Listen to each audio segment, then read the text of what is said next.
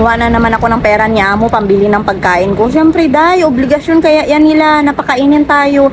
Lalo na dyan sa bahay ng amo ko, walang pagkain yan.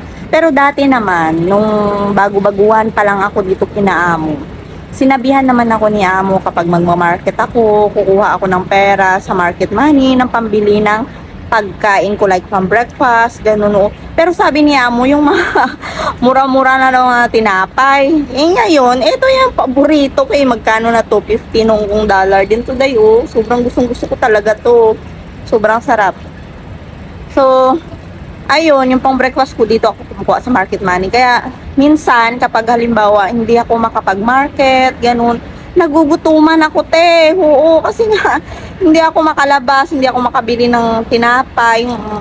Ako kasi, breakfast talaga, tinapay talaga ako. Gutom eh. Gutom kaya mag-market.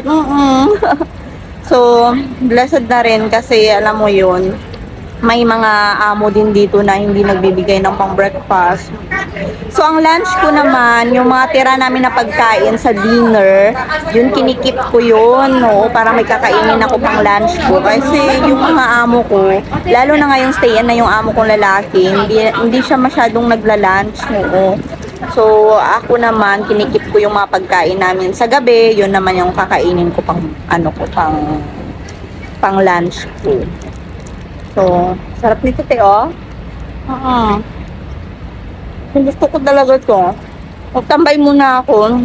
Kasi nga, mamaya pa naman yung bus.